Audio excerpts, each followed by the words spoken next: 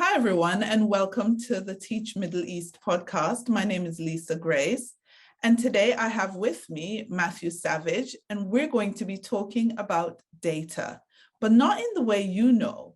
We're going to be talking about data in a different way. We're going to be looking at how data can be used to truly make students' lives better. And Mathew is a former school leader, so he understands all that we have to grapple with as school leaders when it comes on to data.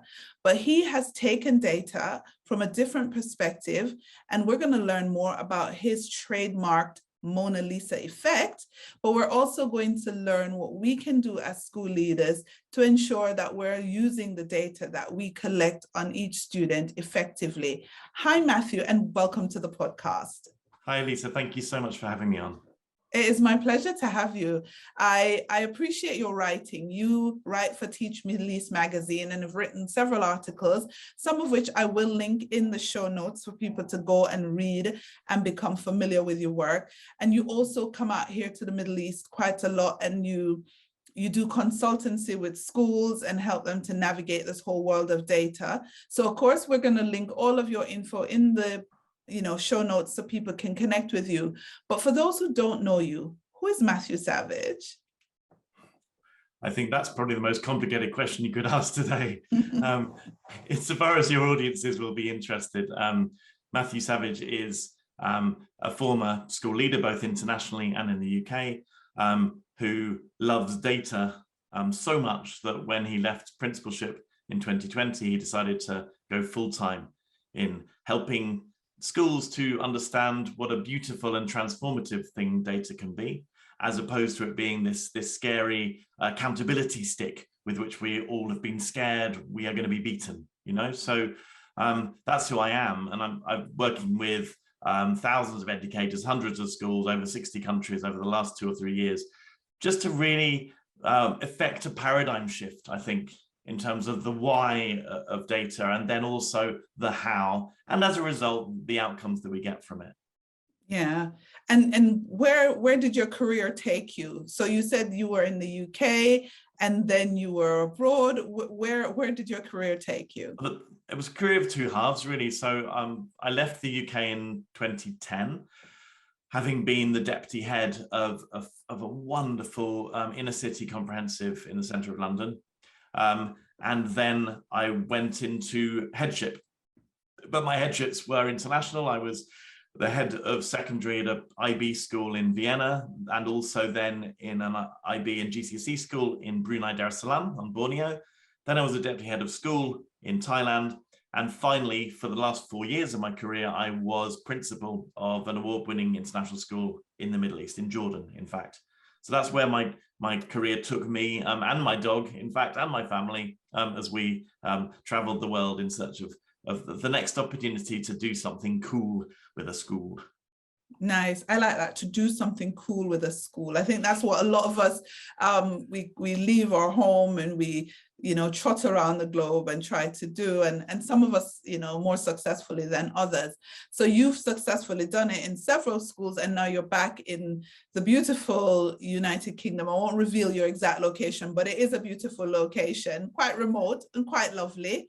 And now you're working with schools on data. So what is it that we need to know about data? Why is it so important? So I'm going to go really, really fundamental here. Why is data important in schools? I think before we even answer that, I think we need to kind of get our head around why it can go so wrong, and why teachers and educators are so anxious around data and so often, I think, scared of data. I think for too long, data has been toxic. It's been weaponized as something of which we should be scared.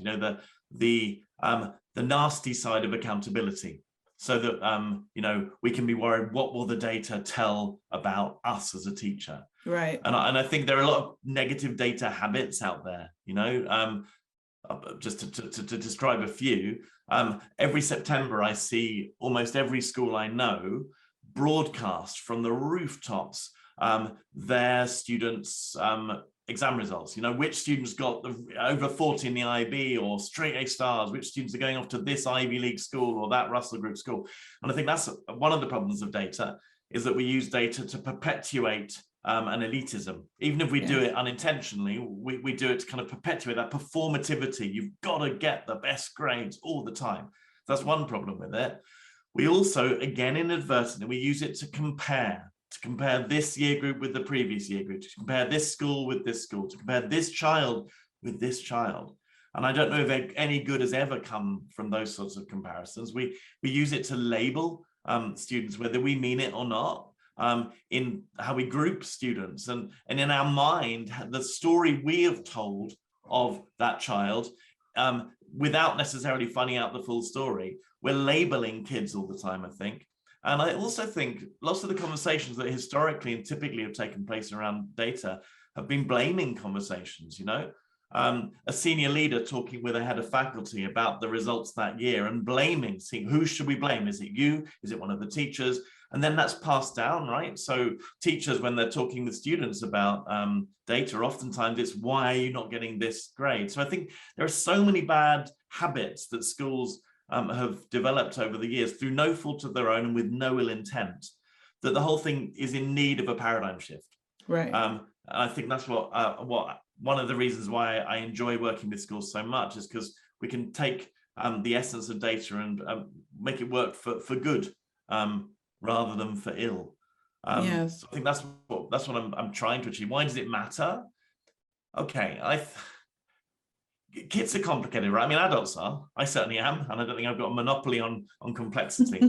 But kids are really complicated, and I propose that they wear multiple masks the whole time. That's what we do evolutionarily. If there are any weaknesses in us, we want to hide them up, because otherwise out on the prairie or whatever else, we'd be eaten up. Yeah. So we concoct and construct these manifold masks that we wear as kids to make it look like we're okay, to make it look like we fit in, to make it look like we're succeeding. And those are the masks that the teachers see.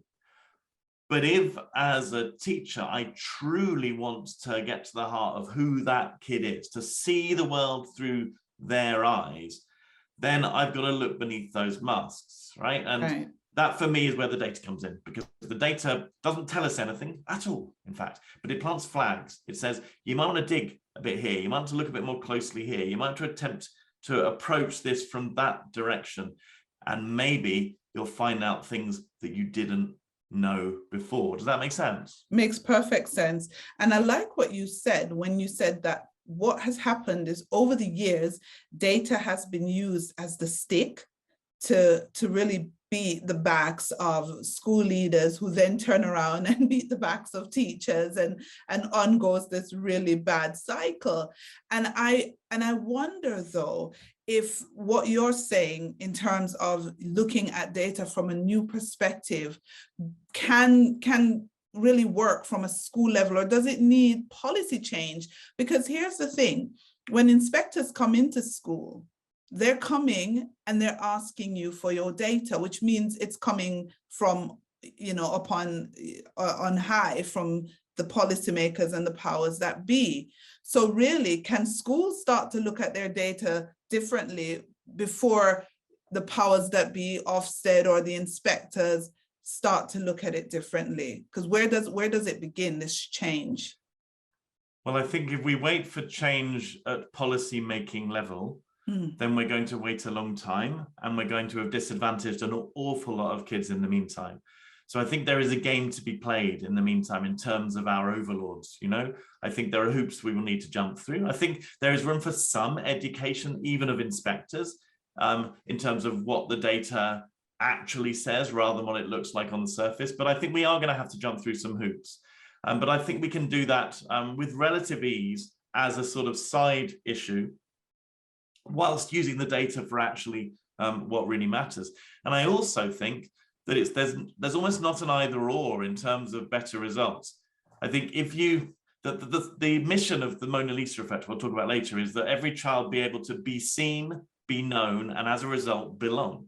Well, if children truly belong, they will also thrive. If they thrive, they will also do better academically, Right. So there's not an either or here. And so the game we're playing to keep whatever higher power happy will be much, much easier if we're using data for good rather than ill, because the attainment will look after itself, you know? Yeah, I'm going to come to the Mona Lisa effect, because I'm really, really intrigued by even just the name and how you came up with that. But I want to go back to thinking about my time in schools. And my experience is a lot of schools, they hold data and they only ever look at that data when maybe inspections are about to happen or something big is going to happen. When should schools be looking at data, and how should that take place in schools? All the time. Mm.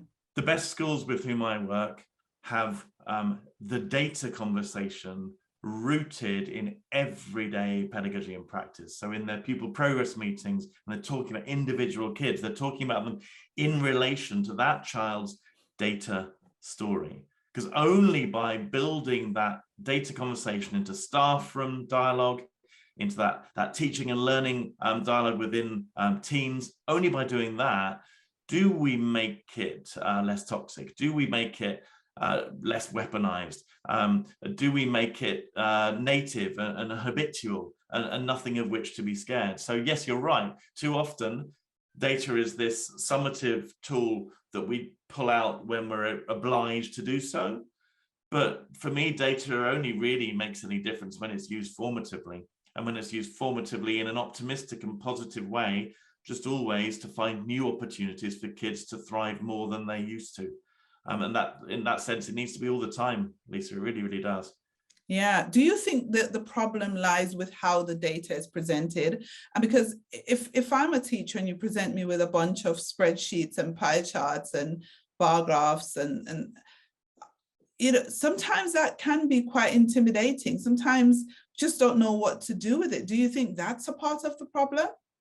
I think I'd say the problem is perhaps split into two. One is absolutely how we present it and what we expect you as a class teacher then to do with it. And the visualization of data is becoming more and more sophisticated. And I'm exploring with some of my schools, even trying to share a child's data story without any numbers whatsoever. So I think there are really creative ways that we can, and it's our obligation, you know, as a leader in a school with a portfolio for data, I've got to make it accessible. I've got to make it visual, and I've got to make it tell a story, because that's the way that teachers are able then to use that information. Because you're right, I might love spreadsheets because I'm a bit sad like that, but most teachers do not want to be bombarded with a million spreadsheets and charts and graphs, because there's a disconnect then. What do I do with that? How do I make that into this transformative reality of which you speak? So I think one, visualization is really, really important. It's essential in order to break down those barriers and to translate it into a language that everyone understands. But I think the other problem is the why. If you ask teachers as a profession, what is the why of data? Still too many of them would see that why as that sort of harsh, blaming accountability. Whereas for me, the biggest why for me, I'm a passionate advocate and ally for DEIJ, and I've just joined ECIS's DEIJ team. And for me, I think everything in schools is or should be about really celebrating that diversity and pursuing as the ultimate goal, equity, inclusion, and justice, right? And for me, data is the great leveler. If we use data really powerfully and really wisely and really well, then we can identify the inequity and the injustice where it exists, and then we can actually try to address it. Now, I think I would find it much harder to locate large groups of teachers who would disagree with that why. So for me, a lot of it is about the why. And if you reflect on it, there's so much inequity in schools. Beyond that experience by individual protected characteristics, but beyond that, if one were to do a really honest and interrogative self-audit of a school in terms of success equity, so which children in your school get to experience visible success on a regular basis? Is it all of your students? Is it only some of your students? And if it's only some, which are those students? Which of the students in your school get to experience positive well-being on a regular basis? Is it all, or is it only some? And so for me, data being the great leveler, identifying that injustice and that inequity, and then actually doing something about it, that's the biggest reason to use data for me.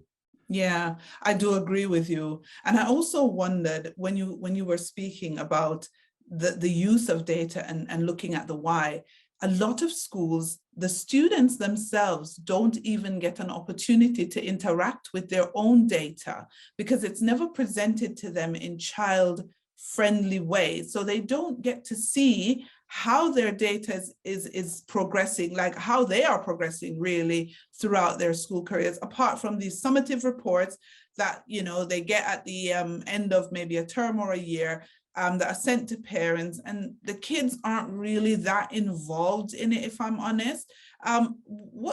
What's your experience on this?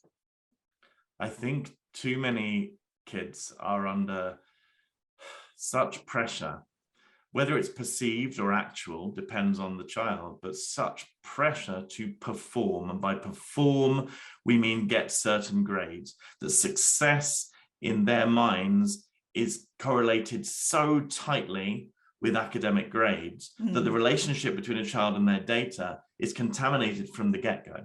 Right. And with lots of the schools I work with, we start by looking at the notion of success. What does success look like to you as the leadership team? What does success look like through the eyes of your kids and your parents and your board or your owners, etc.? Does everybody see success as a similar thing?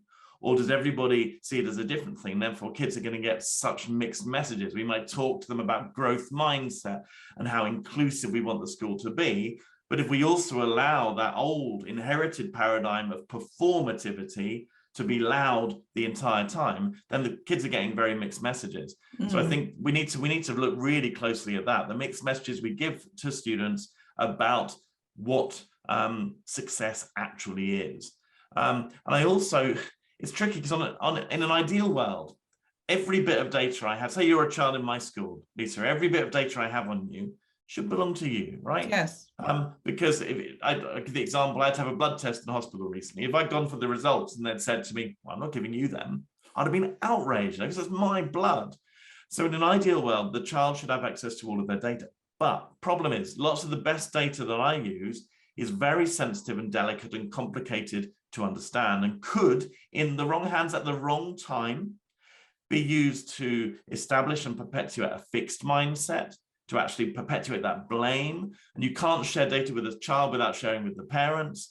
And then you're giving this really complicated data that's almost being used beyond your control. And my worry there is that until we get to a point where we've educated parents and students about what the data does and doesn't mean, that it's a plastic, fluid, messy thing, not some fixed delineator of who a child will always be, then I think we have to be more cautious. Another example on the medical front I'd give is when I was teaching abroad, obviously I had private healthcare abroad, and therefore whenever you had any sort of scan, you'd be given the full report with all of the different test results, all of the different language. And whenever I read these, I would get so worried because I'd see what one word in there seemed to be a little bit more negative. Then I'll Google that word, and then I find that word is also used in reports about this horrible illness, you know, because actually I'm not a medic. So actually someone just telling me that I'm fine would have been enough.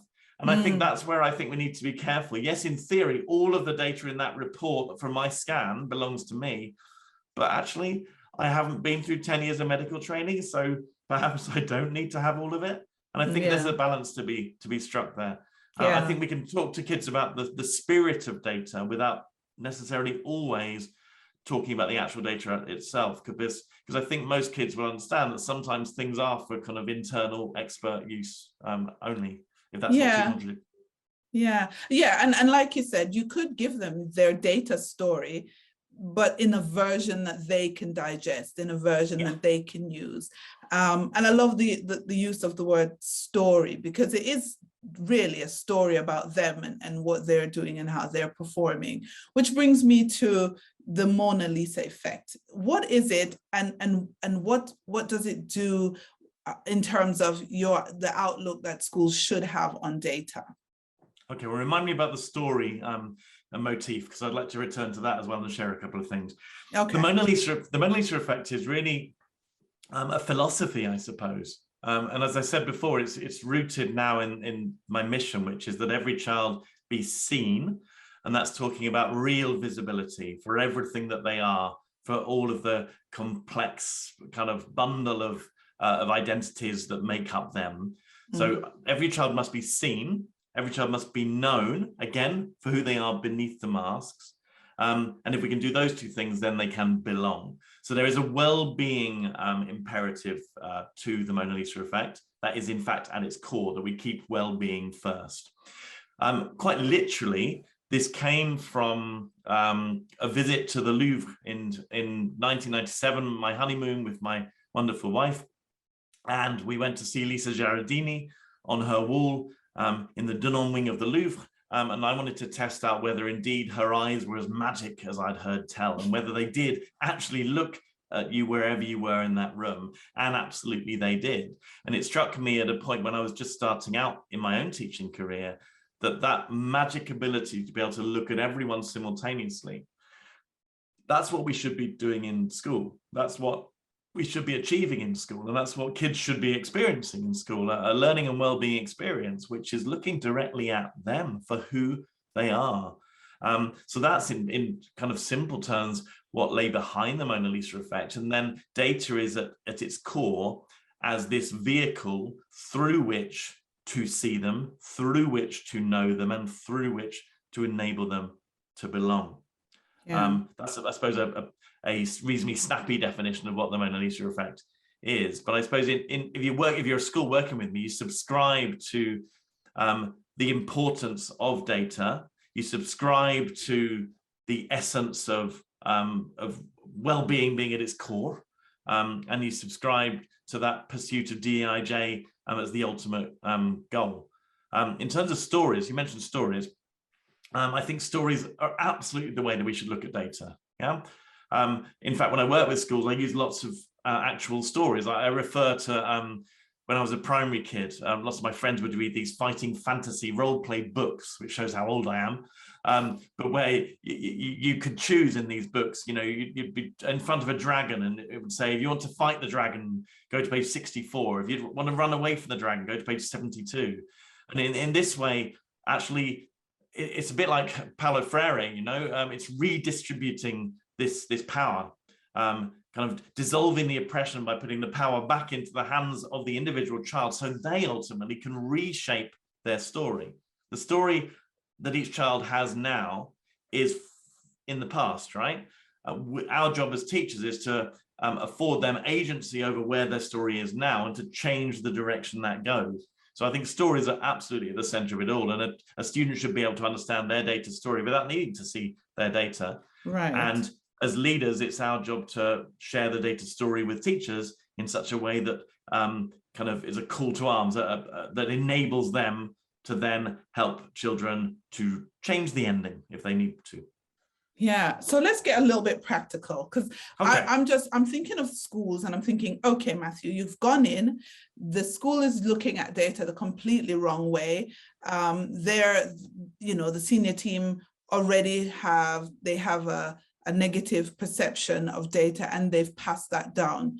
But your job is to go in, you're going to implement the Mona Lisa effect, you're going to help them to look at data in a more transformative way and helping individual students.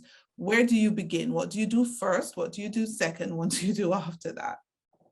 Well, firstly, I would never seek to implement the Mona Lisa effect, because that's not my job. I do not have all the answers. I do not have all the wisdom, and I do not have all the insights. My job when I go into a school is to inspire and to win over the hearts and minds behind the why. So that's the first thing, okay? Right. But you're right, just winning over the why is not going to achieve anything in itself, but it's an essential prerequisite. It's the first thing I will do with the school is I will win over hearts and minds to the why of data. Then I will work with the school to populate what I call a triangle of data. So I think too often we look at data in isolation. We don't actually look at data alongside other data points. So, but at its simplest, we have a triangle of data. We have data on a child's aptitude and abilities. We have data on a child's attainment, achievement, and progress. And we have data on a child's attitudes and well-being. So the first thing I would do is work with the school as to how they populate that triangle and what tools they would use to provide that data. And then any of those can be broken down. So the attitudes and well-being vertex on that triangle, I then work with what I call the well-being wheel of data. So there's 5 different types of well-being data that you can gather. So I suppose that after winning over the why, we do a kind of a trawl of what is the data that is available now? What of that data do you not need and not want? So let's get rid of it.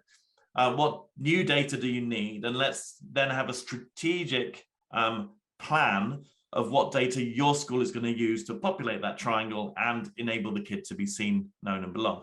Then once you've got the data in place, it's a question of the so what, now what of the classroom. And this is where I draw on the wisdom of Jim Ellis, who's the head of innovation at ECIS. And he talked to me back in November last year about what he calls curbs and what he calls spikes and curb cuts. So spikes, I find such a really powerful way to make this data work in schools. Spikes is based on this idea of hostile design in architecture. There are numerous examples around the world of architecture specifically being designed to inhibit and harm and oppress a particular group. From hostile benches preventing homeless or rough sleepers being able to lie on them, to spikes on branches preventing birds from roosting so they don't make a mess of the pavement below, to spikes under flyovers to stop skateboarders or rough sleepers from using that space. You know, hostile spikes.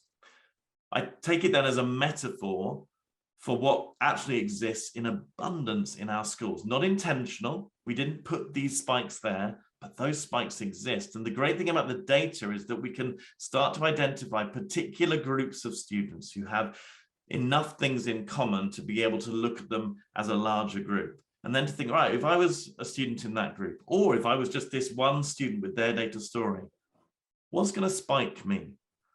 What are the things that exist within every classroom, every corridor, within the policy and practice of the whole school? What are the things that are going to spike me? And could I actually remove those spikes without harm to anybody? And also this notion of the curb cut, this really simple way of rendering an urban environment accessible to somebody who had a disability. It's a broad cut that actually benefits everybody. Every pavement user then is able to get from pavement to road, right? So once we've identified spikes, the things that inhibit particular groups of students or particular students, then we need to look for the curb cuts that are going to make things better for everybody. I got a quick question for you though. From your experience, what typically are some of those spikes that schools need to look out for?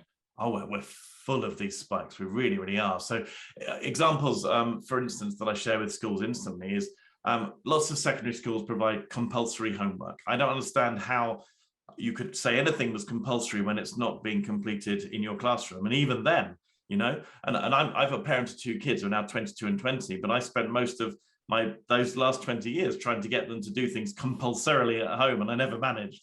But that aside, what about the kids whose parents aren't as wealthy as their peers' parents, and they're actually having to work every hour God sends to get them to go to that expensive fee-paying school? So when the child goes home, they have to do the chores, they have to look after the siblings, they share a room with siblings as well. They literally have no peace and quiet and space to do that work. Or what about kids maybe in your region who go back to an extended kind of almost tribal family where that's more important than anything else? You know, all of the different relatives live in that particular block. And when you go home, school's irrelevant because you're supposed to be interacting with and connecting with your tribe. What about the kids who go home and they're sent off for 5 or 6 different clubs every night, or for tutorials? What about the Korean kids who go to Hagwon for 4 hours after school every day? You know, all these kids are going to struggle to do any homework.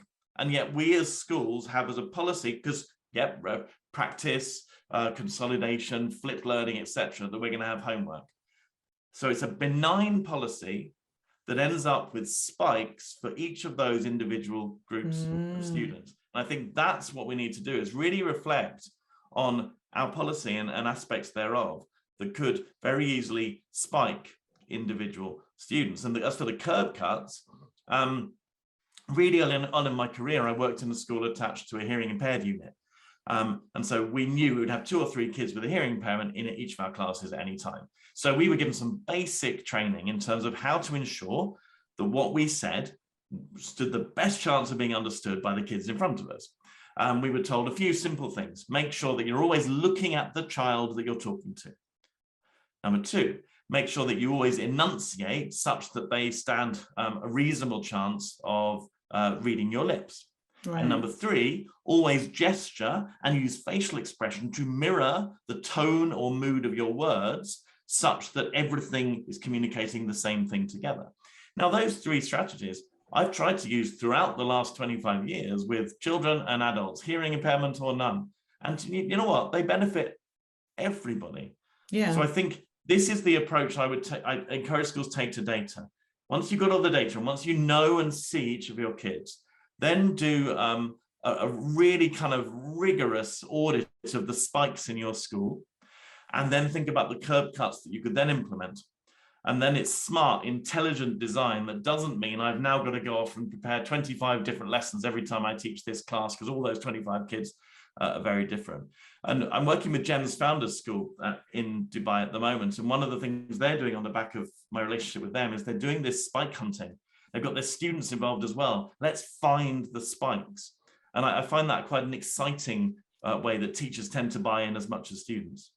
Yeah, and so when they find spikes, for example, like you've described with that compulsory homework, do they just immediately get rid of those spikes, or is it that maybe they have to remove the spikes for some students because it might be a spike for some and not for others? How do they handle that? Well, it's about, it's not about accommodation, it's about adaptation.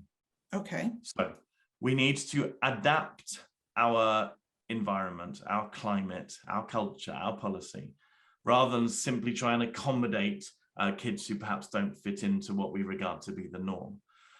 But you're right, something that's a spike for one child may actually be beneficial to another. So it's not simply a question of, just recklessly ripping out all the spikes that exist without thinking about the consequences thereof. It's a question of looking at really reflecting upon our long-standing policy and practice, right, and seeing where could we adapt things, often in quite nuanced ways, that still ensure that those who benefit from that particular area continue to do so, but to do our best to ensure that those who are spiked by it are no longer spiked. And that's not, it's not a simple process, and it varies from school to school, but I absolutely think that it's the road down which we should be going. And, yeah. When I look at the data, we find different kind of profiles of kids who, you might find a child who's got a much stronger non-verbal aptitude than their verbal aptitude is at the moment because of the stage they're at of their English language acquisition. As a result, they're underachieving in all of their subjects, which is making them lose any motivation to work and is starting to affect their mental health. Yeah, so we've got all of that information. Now, if I'm that child, what are the things that are going to spike me the worst right now? Because surely the priority for us as educators is to try and reduce the impact of those spikes on that particular kid. Right. So it's a constant process. Yeah, it definitely is. It definitely is. I just looked at my time and go, oh my gosh, I could keep talking to you and keep talking to you. It's been a 40-minute conversation already, but I really want to talk about this last topic with you is how do we measure well-being? So I know you talked about the triangulation of data, but I also know that a lot of schools struggle in collating data around well-being, looking at the well-being of children, because how do you collate something that is fairly dynamic and changes from day to day? How do you collate that? How do you then interpret that? And how do you then utilize that to uproot spikes and create curb cuts? These are some really great expressions that I'm going to incorporate in my own kind of thoughts and processes when I think of data. But back to my question, well-being, how do we measure it and how do we utilize that data? What are your thoughts? and we're leaping beyond the why. Let's assume the why is there. Let's assume we all recognize we've got to measure well-being, right? Yeah, definitely. Partly because we have to, and partly because especially now we have to. Yeah. Yes. So it's becoming a specialism of mine, and oftentimes schools are asking for input on that above all other things. So I'm speaking at the Outstanding Schools Europe conference. It's a sort of an assessment afternoon on day one of that. Dylan Williams talking about formative assessment, and then I'm talking about measuring well-being. I'm also leading training with ECIS later this academic year on measuring well-being. So there's a real hunger for this, you know, and this is where my well-being wheel comes in. So I think, firstly, we need observational data, because sometimes simply by looking at another student, either peer-to-peer or adult to student, only by looking do we figure out that something might be wrong there. So observational data, and there's ways of then turning that into a record, which is then shared with someone to actually to act upon. And there's some amazing tools that we can use to do that. But observational data is one. In early years environments are really good at this, because some of them use the Leuven scales of well-being and involvement, which is a rubric referenced mechanism for observing children's well-being and their involvement, score of 1 to 5, and you've got that data whenever you want. But even with students older up and higher up the school, there's some really interesting ways we can measure through observation. Secondly, we need to measure through check-in. We need to find a way for every child every day to be able to check in a way that is safe for them, so that we know whether they're feeling bad or not. As simple as that. Now there's lots of apps out there. There is one that I'm familiar with called Upstrive. Yeah, so I'm a big fan of Upstrive. Yeah, if people are listening to this, then they could go check out Upstrive. I think they're onto something with that app. I think they absolutely are. And I was speaking to Sven from Upstrive earlier this week, actually, and I think there's so many exciting things that could be done with Upstrive and Mona Lisa effect kind of coming together. Yeah. Because Upstrive not only enables you to log that observational data, it also has that check-in data, so that I, as a leadership level, I could go into the system and I could see the well-being of my entire school at any given point of any given day, you know, and I think it's magic. But there's other more rudimentary ways to do check-in data. An early years kid having mood cups on the wall, you know, a happy, sad, excited, worried. And then at the start of each day, they put their lollipop stick in each one, you know. So there's check-in data. Then there's survey data. The GL's PASS survey is the one predominantly used throughout your region, but there are also other ones out there from the UK, from Australia, etc. Then we have counselling data, and I don't mean the sacrosanct confidential conversation. I mean, where are the hotspots? Where are the issues that are being talked about more than any other? You know, which year groups seem to be more vulnerable at this time of year? That's all data. And the fifth spoke, the final one, is everything else. And I suppose this might be a good point with which to draw this interview to a close, everything is well-being data, literally everything. If I've got attendance and punctuality data, that's telling me something about well-being. Yeah. If I've got a report grades being sent home, then that's telling me something about well-being. So if we see every single piece of data as well-being data, then I think we're going down the right road. Brilliant. I think that's such a great way to end the podcast. Thank you, Mathew. You're welcome. It's been an absolute pleasure, Lisa. It's definitely been my pleasure to have you on the Teach Middle East podcast. And please, guys, go to the podcast notes, check out Mathew's contact details. If you're a school and you're listening to this podcast and you'd like to work closer with Mathew in transforming how data is handled in your school, do get in touch with him. I will put all his links in the show notes, and I do think you will be better for it. Thank you again. Thank you.